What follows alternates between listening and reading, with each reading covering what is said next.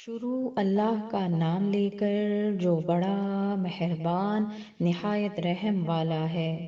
سورہ نساء آیت 44 تا 57۔ بھلا تم نے ان لوگوں کو نہیں دیکھا جن کو کتاب سے حصہ دیا گیا تھا کہ وہ گمراہی کو خریدتے ہیں اور چاہتے ہیں کہ تم بھی رستے سے بھٹک جاؤ، اور اللہ تمہارے دشمنوں سے خوب واقف ہے، اور اللہ ہی کافی کارساز ہے، اور اللہ ہی کافی مددگار ہے۔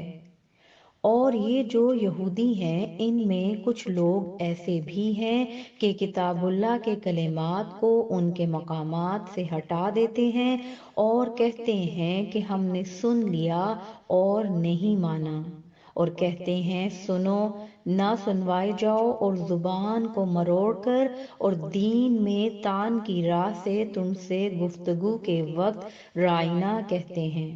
اور اگر یوں کہتے کہ ہم نے سن لیا اور مان لیا، اور صرف اسمع اور رائنا کی جگہ انظر نہ کہتے، تو ان کے حق میں بہتر ہوتا اور بات بھی بہت درست ہوتی۔ لیکن اللہ نے ان کے کفر کے سبب ان پر لعنت کر رکھی ہے، تو یہ کچھ تھوڑے ہی ایمان لاتے ہیں۔ اے کتاب والو، قبل اس کے کہ ہم کچھ چہروں کو مٹا دیں اور پھر ان کی پیٹھ کی طرف پھیر دیں یا ان پر اس طرح لعنت کریں جس طرح ہفتے والوں پر لعنت کی تھی، ہماری نازل فرمائی ہوئی کتاب پر جو تمہاری کتاب کی بھی تصدیق کرتی ہے، ایمان لے آؤ، اور اللہ نے جو حکم فرمایا سو سمجھ لو کہ ہو چکا۔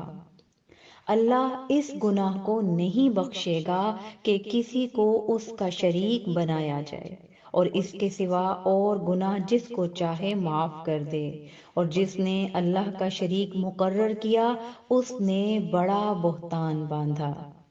کیا تم نے ان لوگوں کو نہیں دیکھا جو اپنے آپ کو پاکیزہ کہتے ہیں؟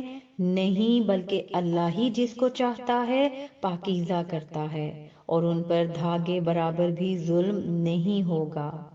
دیکھو یہ اللہ پر کیسا جھوٹ طوفان باندھتے ہیں، اور یہی کھلا گناہ کافی ہے۔ بھلا تم نے ان لوگوں کو نہیں دیکھا جن کو کتاب سے حصہ دیا گیا ہے کہ بتوں اور شیطان کو مانتے ہیں، اور کفار کے بارے میں کہتے ہیں کہ یہ لوگ مومنوں کی نسبت سیدھے رستے پر ہیں۔ یہی لوگ ہیں جن پر اللہ نے لعنت کی ہے، اور جس پر اللہ لعنت کرے تو تم اس کا کسی کو مددگار نہ پاؤ گے۔ کیا ان کے پاس بادشاہی کا کچھ حصہ ہے؟ اس صورت میں تو یہ لوگوں کو تل برابر بھی نہ دیں گے۔ یا جو اللہ نے لوگوں کو اپنے فضل سے دے رکھا ہے اس کا حسد کرتے ہیں، تو ہم نے خاندان ابراہیم کو کتاب اور دانائی عطا فرمائی تھی اور سلطنت عظیم بھی بخشی تھی۔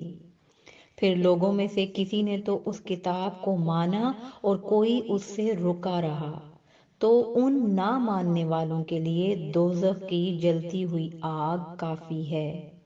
جن لوگوں نے ہماری آیتوں سے کفر کیا ان کو ہم عنقریب آگ میں داخل کریں گے، جب کبھی ان کی کھالیں گل جائیں گی تو ہم ان کو اور کھالیں بدل کر دیں گے تاکہ ہمیشہ عذاب کا مزہ چکھتے رہیں۔ بے شک اللہ غالب ہے، حکمت والا ہے۔